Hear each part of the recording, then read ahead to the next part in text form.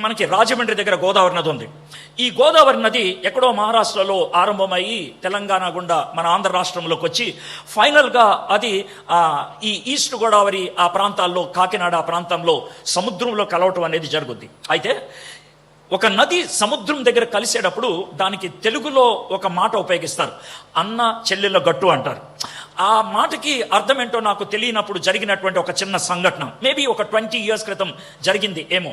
అంతర్వేది అనే ప్రాంతంలో గోదావరి సముద్రంలో కలుసుద్ది. మేము అక్కడికి వెళ్ళాం. అక్కడ చాలా గుళ్ళు ఉన్నాయి, చాలా ఆహ్లాదంగా ఉంది. వీఆర్ అబౌట్ 30 people, 30 మంది మా ఫ్యామిలీస్గా మేము అక్కడికి వెళ్ళాం.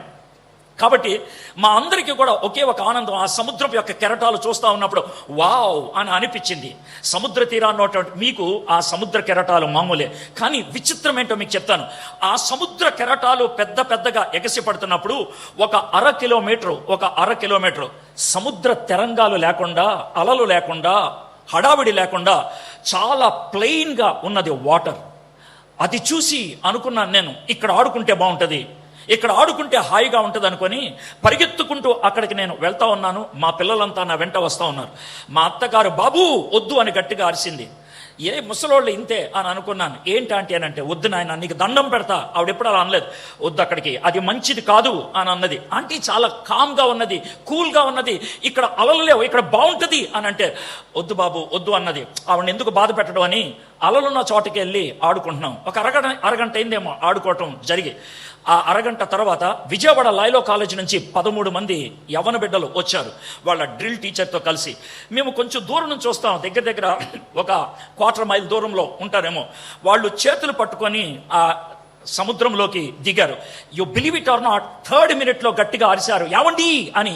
మేము పరిగెత్తుకుంటూ అక్కడికి వెళ్ళాం. 13 మందిలో 2 దొరికారు, 11 మంది మా కళ్ళెదురుగా కొట్టుకొని వెళ్ళిపోయారు.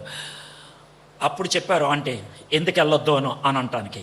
ఏ అని అంటే ఆవిడ చెప్పారు, సముద్రములో ఎప్పుడైతే నది కలుసుద్దో పైన చాలా నిశ్శబ్దంగా కనబడుతుంది, కానీ కింద ఒరవడి చాలా ఎక్కువ ఉంటుంది. గజ ఈతగాళ్ళకు కూడా కష్టమే. సముద్రములో ఎక్కడైనా సరే నెమ్మదిగా అడుగుని లోతు పెరుగుద్ది, కానీ అక్కడ మాత్రం మొదటి అడుగు లోతుంటే 2వ అడుగు 6 అడుగుల లోతున్నది. కింద నుంచి మట్టి కోసేస్తా ఉంటుంది, బయటకు తెలియదు. అందుకే ఒరవడి పైన కనబడదు. ఈ ఎగ్జాంపుల్ ఎందుకు చెప్పాను తెలుసా? మీలో చాలామంది యూత్ అలాంటి వాళ్ళు, మీలో చాలామంది జెన్జీ అలాంటి వాళ్ళు. బయటికి కనబడేటువంటి కామ్నెస్ లోన లేదు, బయటికి కనబడేటువంటి కూల్ అనేటువంటిది లోన లేదు. It's not there.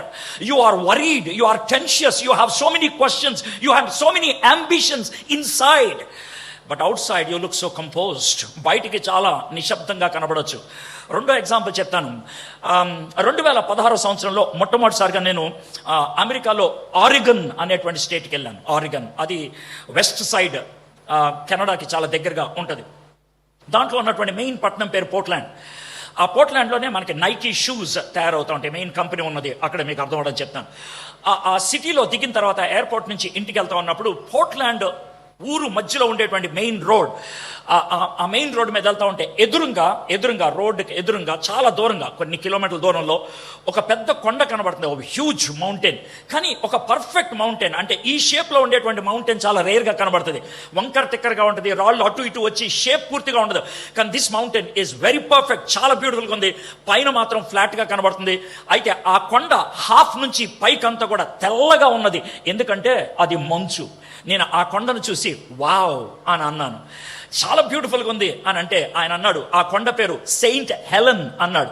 సెయింట్, కొండకి కూడా సెయింట్ అని పెడతారా? ఎస్, దాని పేరు సెయింట్ హెలెన్ అన్నారు. ఇట్ లుక్స్ సో బ్యూటిఫుల్ అంటే 2 days తర్వాత మనం దాని దగ్గరికి వెళ్తాం అన్నారు. So it's okay. 2 days తర్వాత ఆ కొండ మీదకి నెమ్మదిగా పైకి వెళ్తా ఉన్నప్పుడు దారిలో నాకు ఆ కొండ గురించి చెప్తా ఉన్నాడు. ఒక పర్టికులర్ పాయింట్కి వచ్చిన తర్వాత కొండ గురించి ఎక్స్ప్లెయిన్ చేయడం మొదలు పెట్టిన తర్వాత, you believe it or not, కొంచెం దూరం వెళ్ళిన తర్వాత కిందకి వెళ్ళిపోదామా అని నేను అన్నాను. చూడటానికి ఇష్టం లేదా అంటే నాకొద్దు అని అన్నాను. ఎందుకన్నానో తెలుసా? ఆ కొండ గురించి ఆయన చెప్పడం మొదలు పెట్టాడు. ఈ కొండ ఇంత అందంగా కనబడుతుంది, ఈ కొండ ఇంత మంచుతో కప్పబడి ఉంది, కానీ 1983 సంవత్సరం 59 మందిని చంపేసింది. ఇది 269 మైళ్ళు దూరము చుట్టుపక్కల ఉన్నటువంటి ప్రతి జీవాన్ని చంపేసింది 1983లో.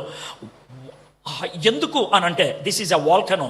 పైకెళ్ళి చూస్తే మీకు లోన లావా కనబడుతుంది, ఉడికిపోయే లావా.